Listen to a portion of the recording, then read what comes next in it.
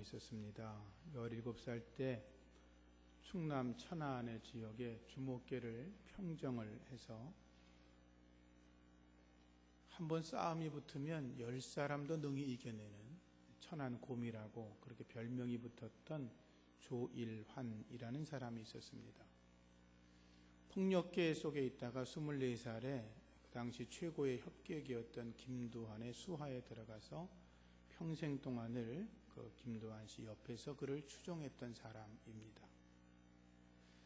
그는 조직폭력배의 굵은 사건이 있을 때마다 항상 그 현장에 있었던 사람이라고 그럽니다. 80년대 전두환 정권 때는 삼청교육대 끌려가는 수모를 겪기도 했고, 또 2001년 8월 달에는 독립문 앞에서 일본의 역사 왜곡을 항의하고, 그리고 고이즈미 총리가 당시 신사 참배했다는 이유로 항의를 하면서 자기 조직원들 13명을 데려다가 손가락을 자르게 하는 단지 사건으로도 아주 유명했던 사람이었습니다. 주목계의 맏형으로 대부로 살다가 막강한 힘을 자랑하다가 2004년 겨울에 구속이 되었죠.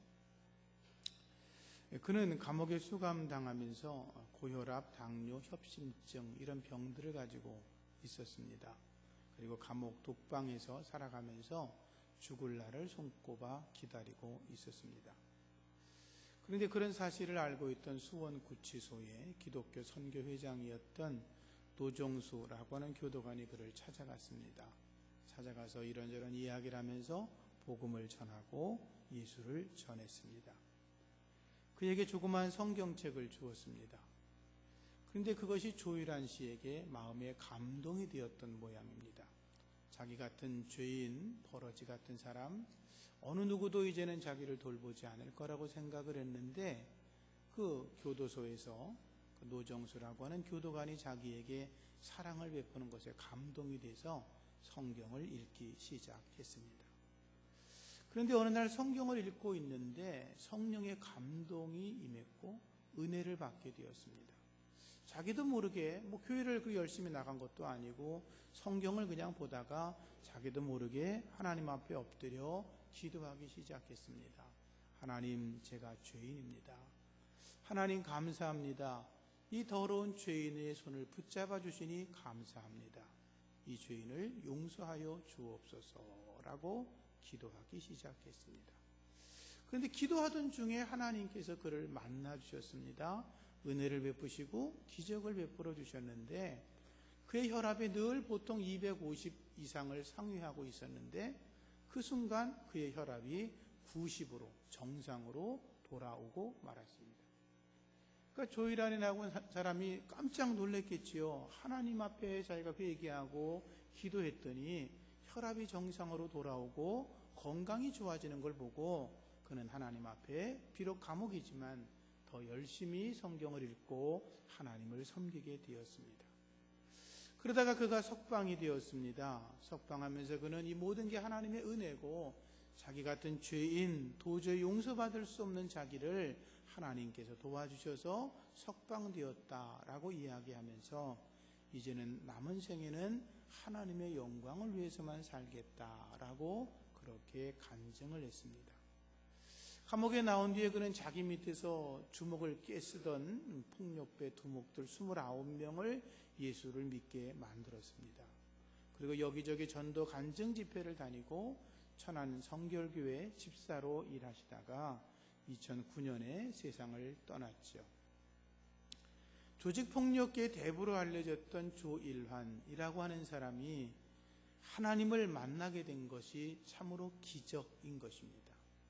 그가 하나님을 만나지 않았다면, 성경을 읽지 않았다면, 그에게 성경을 전해주고 복음을 믿으라고, 예수를 믿으라고 이야기한 사람이 없었다면 그는 구원받지 못했을 것이고 지옥에서 떨며 고통을 당하게 되었을 것입니다. 하나님의 말씀을 우리가 때를 얻든지 못 얻든지 전하는 것이 중요합니다. 내가 전하는 복음의 말씀을 그 사람이 듣든지 안 듣든지 우리가 할 일은 그냥 복음을 전하는 것입니다. 우리가 TV를 보다 보면 수많은 광고를 봅니다. 근데 아마도 광고를 집중해서 보는 사람은 별로 없을 겁니다. 되게 건성으로 보거나 광고가 나오면 아예 딴 걸 하거나 다른 데를 돌리거나 그러시는 분들이 많으실 겁니다. 마찬가지로 우리가 하나님의 복음을 전할 때 우리가 전하는 복음을 여러분들처럼 집중해서 듣는 사람은 거의 없을 겁니다. 되게 건성으로 그냥 듣고 있다가 그들이 어느 순간에 우리가 전한 복음의 말씀을 기억하고 주님께 돌아오는 기적이 있을 줄로 믿습니다. 19세기 러시아 문호라고 알려진 도스토옙스키가 의사의 아들로 태어났습니다. 그의 아버지는 빈민들을 돌보는 구제병원에서 일하는 의사였는데 그런데 이상하게 농노들에 의해서 살해되고 말았습니다. 그때 그 현장에 도스토옙스키가 그것을 보고 있었습니다. 너무 충격을 받아가지고 그는 아버지를 죽인 사람들에게 복수를 하고 그것에 대해서 뭔가 자기의 힘으로 해결을 해보려고 사회주의 운동에 열심히 참여하고 뛰어들었다가 그는 1849년에 체포되고 사형 선고를 받게 됩니다. 죽게 되어진 겁니다. 사형장으로 끌려가는 기차를 타게 되었습니다. 기차가 계속 가다가 간이역에 잠깐 머물렀는데 거기 어떤 여인이 사람들에게 전도하고 있었습니다. 그러면서 그 도스토옙스키에게 신약 성경 한 권을 건네주었습니다. 그리고 그는 사형장으로 끌려갔고 이제 사형을 기다리면서 감방 생활을 하게 되었습니다. 그 감옥에서 특별히 할 일이 없으니까 주머니를 뒤적거리다가 그 여인이 준 성경책 신약 성경을 펼쳐보고 읽고 있다가 그도 성령의 은혜를 받기 시작합니다. 예수 그리스도가 자기를 위해서 십자가에 달려 죽은 것을 성경을 읽다가 깨닫게 됩니다. 그리고 그는 자기도 모르게 하나님 앞에 기도하기 시작했고 그는 자기 입으로 고백하기 시작했습니다. 예수 그리스도는 나의 구세주이시다. 만약에 어떤 사람들이 내게 말하기를 그리스도는 진리가 아니라고 말을 할지라도 나는 예수 그리스도와 함께 살 것이고 예수 그리스도가 나의 구주이심을 나는 부인할 수 없다라고 그는 그렇게 고백을 했습니다. 그리고 그는 이제 사형당하게 되었습니다. 그런데 기적이 일어납니다. 사형장에 끌려가 죽기 직전에 황제의 특사를 받아서 죽음에서 모면을 합니다. 사형에서 징역형으로 감형이 되어서 그는 옴스크 감옥에서 4년 동안 생활을 하고 풀려나게 됩니다. 그리고 나서 그는 하나님이 자기에게 베푼 여러 가지 은혜들을 글로 적어서 문학을 통해서 하나님의 나라를 만들어가는 그러한 하나님의 사람이 되었습니다.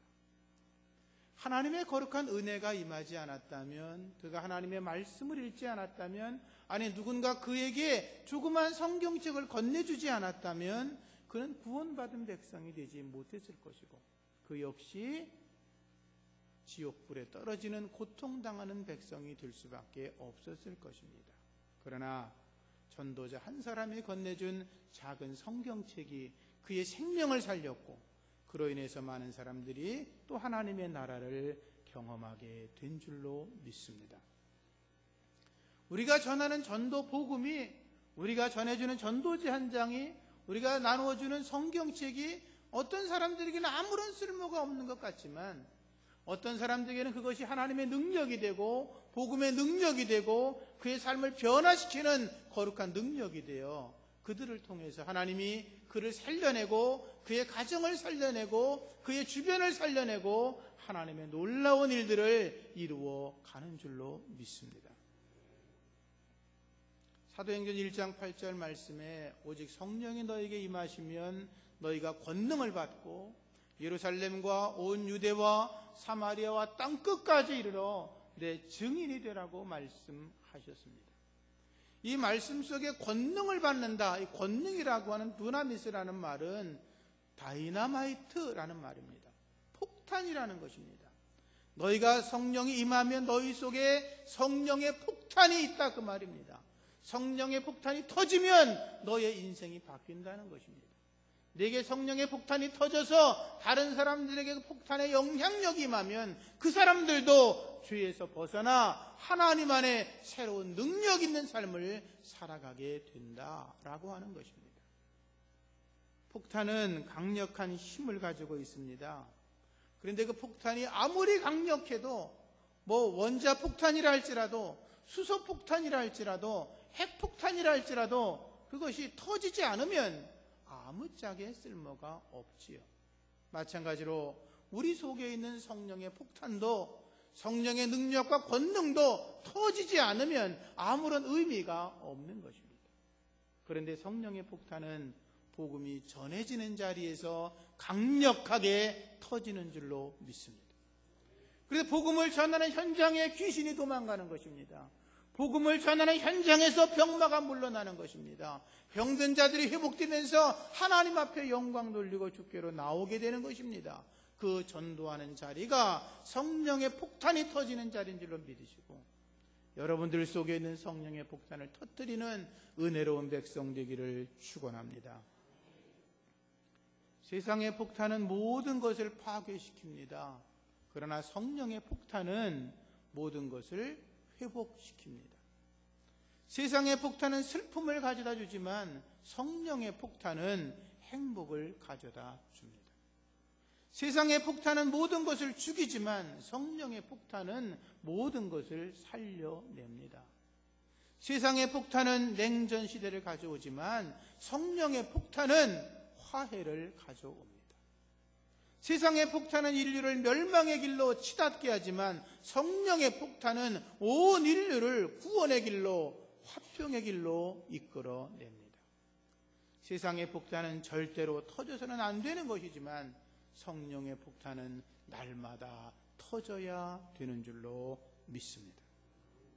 성령의 폭탄, 복음의 폭탄이 터지는 곳에는 큰 기쁨이 있습니다. 큰 행복이 있습니다. 성령의 폭탄이 터지게 되면 예수 믿는 데 있어서 신바람이 나게 되고 우리의 삶에 웃음과 기쁨이 넘쳐나게 되는 줄로 믿습니다. 성령의 폭탄이 터지는 그곳마다 하나님의 나라가 임하게 되는 것입니다. 세상은 헛된 것이라고 솔로몬은 말했습니다. 헛되고 헛되며 헛되고 헛되니 모든 것이 헛되도다. 사람이 해 아래서 수고하는 모든 수고가 자기에게 무엇이 유익하냐라고 말했습니다.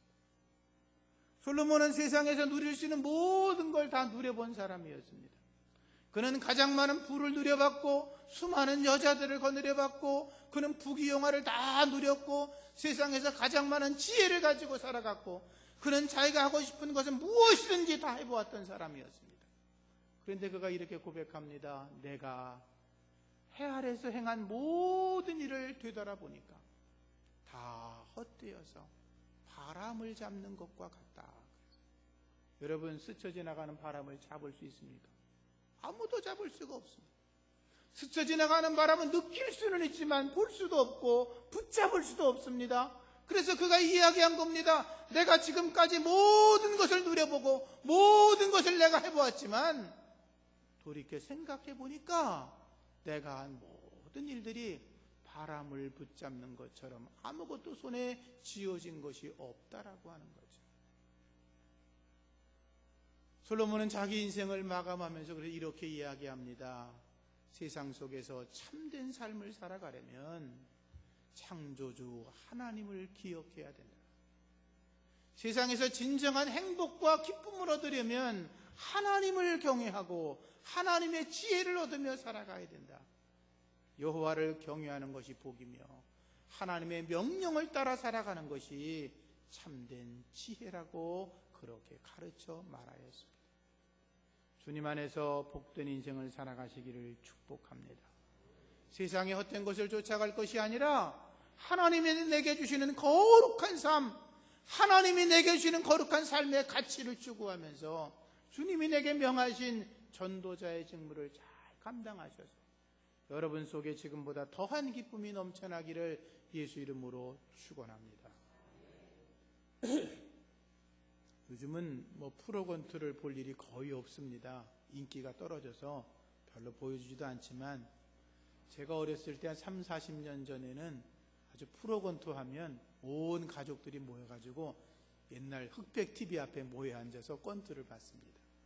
무하마드 알리, 조 프레이저, 조지 포먼, 그 세 사람이 권투한다 그러면 온 세계 사람들이 그냥 눈을 부릅뜨고 봤습니다. 근데 그 중에 조지 포먼이라고 하는 그 복서는 권투 경기를 하면 92% 이상의 KO승을 했습니다. 그 사람이 진다는 건 거의 상상을 못할 정도였습니다. 근데 조지 포먼은 어렸을 때 부모 속을 엄청 속이는 자식이었습니다. 여러분 자식들이 속을 하도 새기면 조지 포먼을 생각하십시오. 얼마나 주먹이 세고 힘이 좋은지. 헤비급 선수니까 대단하지 않습니까? 골목에 나가 싸우면 그 아이한테 맞는 아이들은 사망 내지는 중상. 그냥 한 번 맞으면 뻗으니까. 근데 그 아이가 학교도 다니기 싫어했고 늘 그냥 밖으로 돌아다니고 친구와 어울려 싸움질이나 하고 부모 속을 그렇게 속이고 다녔었는데 그의 어머니는 하나님을 아는 여인이었기 때문에 그 조지 포먼을 위해서 늘 기도했습니다. 어머니가 그런데 기도해도 별 소용이 없는 듯 했습니다. 그가 이제 16살 되었을 때 어느 이제 노동자들이 일하는 곳에 가서 일을 했는데 거기서 이제 싸움이 붙었습니다. 얼마나 주먹이 센지 여러 사람이 조지 포먼과 싸움이 붙었는데 한 방 맞으면 전부 다 쭉쭉 뻗는 것이었습니다. 근데 그것을 지켜보던 사람이 있었습니다. 그 사람이 바로 그 당시 권투 선수 지도자였던 브로더스라고 하는 사람이었습니다. 그가 조지 포먼을 불러 이야기합니다. 너 골목에서 싸움 끈대지 마. 깡패되지 마. 너 네 주먹을 보니까 나한테 권투를 배우면 좋은 선수가 될 수 있을 것 같아. 조지 포먼이 이제 그 사람을 따라서 권투를 배웁니다. 2년밖에 배우지 않았는데 미국의 그 권투 대표 국가대표 선수로 나갑니다. 멕시코 올림픽에서 금메달을 땄습니다. 얼마나 자랑스러운 사람이 됐습니까? 골목의 싸움 대장이 이제 금메달을 따는 권투 선수가 됐으니까. 그리고 나서 프로복서로 전향했는데 그는 6년 동안 그를 이겨낼 사람이 아무도 없었습니다. 계속 이기기만 했습니다.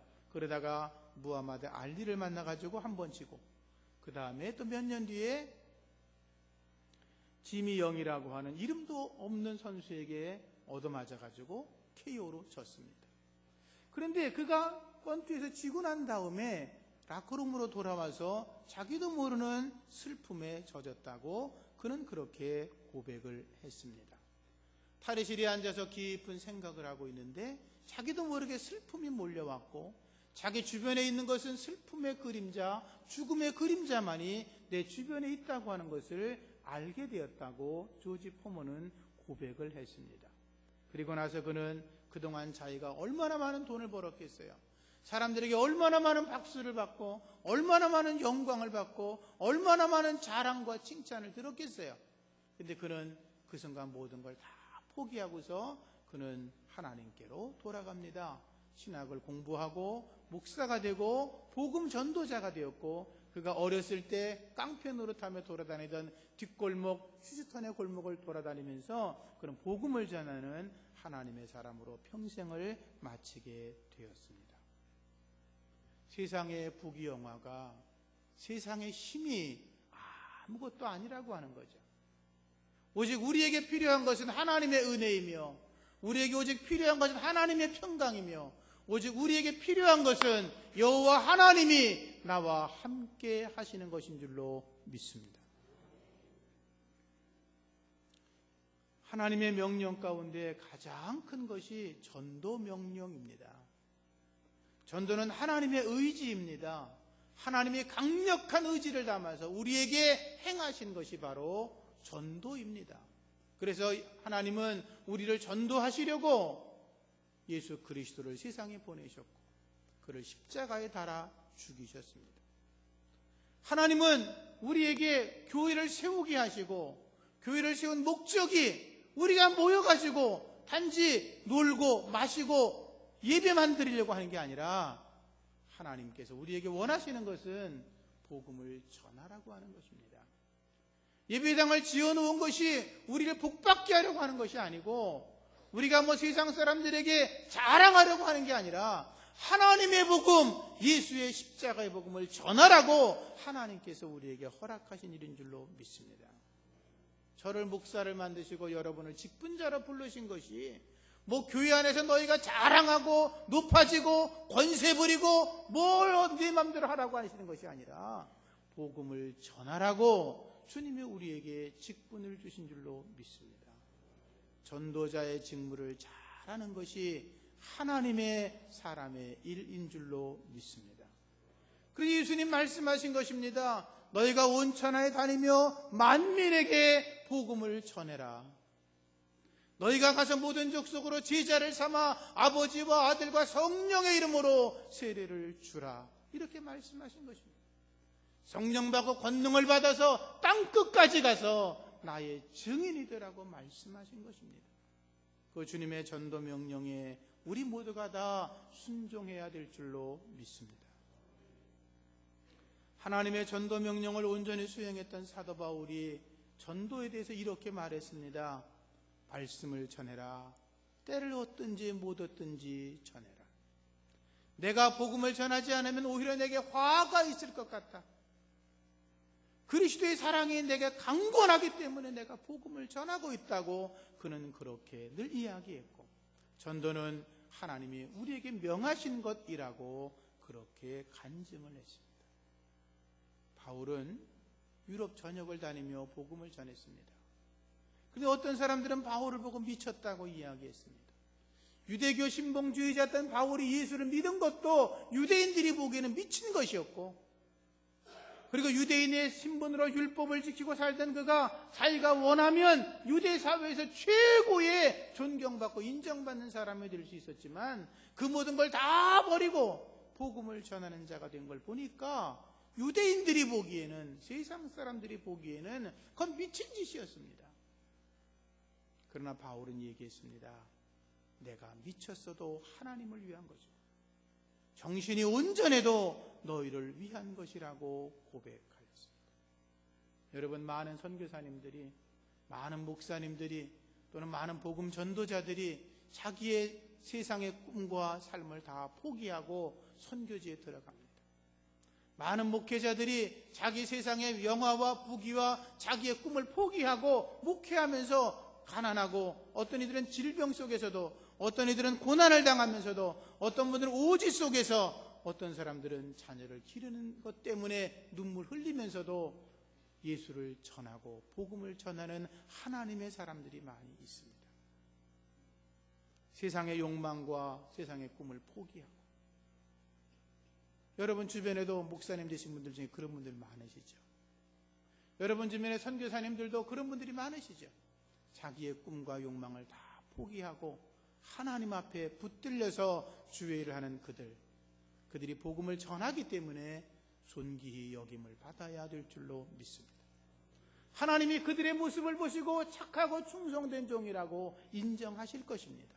또 여러분들도 주님을 섬기면서 세상의 부귀영화를 깨트려버리고 하나님만을 온전히 섬기고, 또 여러분들이 삶을 통해서 하나님의 나라 위해서 복음을 전하고 복음을 전하는 하나님의 거룩한 일꾼들을 위해서 헌신하고 수고한다면 여러분들도 하나님 안에서 더 칭찬받고 복 있는 사람으로 서게 될 줄로 믿습니다. 성도가 복음을 전하지 않는 것을 어떤 분은 직무유기라고 이야기를 했습니다. 몇 년 전에 나사렛 대학교에서 21세기의 리더가 되자라는 그 팻말을, 주제를 가지고 춘계 예수 축제라고 하는 행사를 했습니다. 춘계 예수 축제, 신학대학에서나 할 그런 거 아닙니까? 물론 나사렛 대학은 신학교에서 발전한 학교이긴 합니다. 그런데 그 종합대학이 되었으니까 종합대학에 들어오는 아이들 중에는 예수 안 믿는 아이들이 더 많잖아요. 그러니까 예수 안 믿는 아이들이 데모를 했습니다. 이 학교는 종합대학인데, 신학대학도 아니고 종합대학인데 왜 우리가 예수 축제를 해야 되냐? 예수 축제하는 건 잘못된 거다. 우리는 참여하지 않겠다라고 학교를 상대로 데모를 하였습니다. 그때 나사렛 대학에 이제 총장과 교수들이 모여서 그 문제를 어떻게 할 건가를 회의를 하게 되었죠. 그런데 학교 측에서 이렇게 대답을 했습니다. 나사렛 대학의 교육 이념은 진리와 경건, 사랑의 정신에서 시작하는 것이다. 기독교 정신과 민주주의 민주교육의 근본 이념에 입각하고 나사렛 성결교회 신조와 헌법에 기준한 교육을 실시하고 세계 복음화를 위한 일꾼을 만들어내는 게 우리 학교의 교육 이념이다. 만약에 그것을 벗어나면, 그리고 우리가 해야 될 일은 이 학교에 예수 믿지 않은 사람들이 많은 걸 우리가 알고 있지만 그들에게 복음을 전하지 아니하고 예수를 전해주지 않고 가르치지 않는 것은 우리 학교의 교육 이념에 벗어난 것이고, 그것은 우리가 직무유기하는 것이라고 그렇게 답변을 했다고 그럽니다. 비신자에게, 예수 믿지 않는 자에게 복음을 전하지 않는 것은 직무유기라고 그들은 그렇게 대답을 했다라고 하는 것이죠.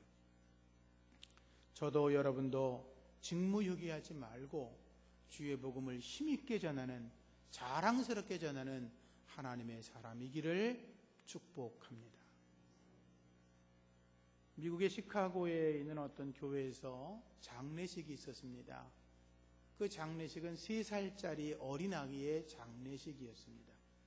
그 아이는 먹지 못해서 굶어 죽었습니다. 근데 장례식을 치르니까 그 아이에게 옷을 입혀 주었겠죠.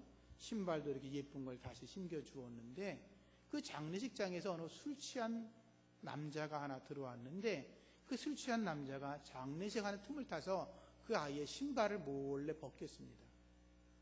그리고 가서 그걸 팔아가지고 또 술 처먹었습니다.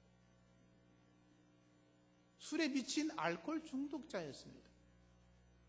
20년이 지난 뒤에 근데 그 사람이 어느 교회 강단에서 설교를 하기 시작했어요. 그가 이렇게 말했습니다. 내가 20년 전에 3살짜리 딸아이 장례식에서 내가 그 아이의 신발을 벗겨서 술을 먹은 알코올 중독자였습니다. 그런데 내가 예수를 믿어 구원을 받게 되었고, 하나님이 나처럼 정말 인간 쓰레기보다 못한 이 더러운 인간을 구원시켜서 복음을 전하는 전도자가 되게 하여 주셨습니다. 라고 고백을 했습니다.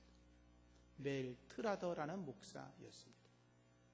그의 심령 속에 그런 알코올 중독자였습니다. 자기 딸이 죽는 장례식에서 신발을 벗겨 술을 바꿔 먹는 놈이 어디 있겠습니까? 인간 이하의 사람이었지만 하나님의 복음의 능력이 그의 삶 속에 들어가니까, 성령의 폭탄이 그에게 터져버리니까 그도 회개하고 예수 믿고 복음을 전하는 거룩한 주의 종이 되었다라고 하는 거죠. 우리 속에 복음의 폭탄이 터져야 될 줄로 믿습니다. 우리가 전도하면 그들의 심령 속에 그 폭탄이 들어가면 언젠가는 복음의 폭탄이 터져서 쓰레기 같은 인간도 구원받아 하나님의 존귀한 자로 서게 될 줄로 믿습니다. 자기 재산의 51%, 사업의 51% 지분을 하나님께 드려서 세계 선교에 쓰임을 받았던 스탠리 템이라고 하는 분이 계셨습니다. 그분은 목사님은 아닙니다. 사업가인데, 근데 그분은 이런 이야기를 했습니다. 전도에 대해서. 그는 사업가니까 보험 중개인들이 평균적으로 일주일에 45명에게 전화를 하면 30명은 전화를 받자마자 금방 끊어버리고 15명 정도가 이야기를 들어준다는 것입니다. 근데 이야기를 들어주는데 15명이 이야기를 들어준다고 다 계약을 하는 게 아니고 그 중에서 2사람만 평균 계약을 한다고 하는 것입니다. 그러면서 이렇게 말했습니다. 45명에게 전화를 해서 2사람이 보험 중개인과 계약을 맺는다고 한다면 우리 예수 믿는 사람들은 1000명에게 전도를 했는데 그 중에 한 사람만 예수를 믿는다고 한다면 그것은 기적이고 축복이라고 이야기를 했습니다. 제가 가끔 그런 말씀을 드리지만 예수님 세상에 오셔서 복음을 전했지만 예수님이 전하는 설교를 듣고도 그들이 변화되지 않았습니다. 그들은 예수님이 귀신을 쫓아내주고 떡을 만들어내고 무리를 걸어가고 병자를 고쳐내고 수많은 기적을 보았지만 그들은 예수를 믿으려고 하지 않았습니다. 오히려 그들은 예수를 떠났습니다. 더 이상 기적이 보이지 않으니까, 더 이상 자기들이 원하는 욕심대로 이루어지지 않으니까 그들은 예수님을 떠나가 버리고 말았습니다. 제자들도 예수님이 십자가 달리니까 다 도망갔고, 어떤 이들은 예수님을 죽이라고 고함치지 않습니까? 다 떠나갔습니다. 그런데 오늘 우리가 전하는 복음을 듣고 예수를 믿는 사람이 하나라도 생긴다면 그건 기적인 줄로 믿습니다. 우리가 예수를 믿으라고 이야기해 보는 것, 하나님을 알아야 된다고 이야기하는 것, 우리가 조그만 전도지 한 장을 건네주고 예수 믿으시라고 하는 그 말이, 실례하지만 당신 오늘 만약에 죽으면 이 땅을 떠나갈 때 정말 천국 갈 수 있냐고, 예수 믿어야 된다고 전하는 그 작은 한마디가 사람들의 심령을 변화시켜서 그들을 구원받게 하고 하나님의 나라가 온 세상에 더 널리 퍼지게 될 줄로 믿습니다. 몇 달 전에 제가 한번 보여드린 영상이 있었습니다. 호주에서 어떤 나이 드신 분이 매 한 자리에서 그 자리에 옮기지 않고 늘 복음을 전했습니다. 피켓에다가 써놨습니다. 실례합니다. 혹시 오늘 밤에 돌아가시면 천국 가실 거라고 생각하십니까? 그리고 전도지를 나눠주며 늘 동일한 시간에 전도를 했습니다. 그는 어느 누구도 자기에게 당신 때문에 예수 믿었다고 이야기를 들어본 적이 없었습니다. 그러나 몇십 년 뒤에 어느 목사님이 찾아와서 내가 복음을 전하다 보니까, 세계를 다니며 많은 사람 만나보니까 호주에서 당신이 전하던 그 자리에서 당신이 전한 그 한마디 때문에 예수 믿고 구원받은 사람을 몇만 명이나 만나보았다고 간증했다는 영상을 제가 보여드린 적이 있습니다. 우리가 전하는 복음이 우리 앞에서는 열매로 안 보일 수 있습니다.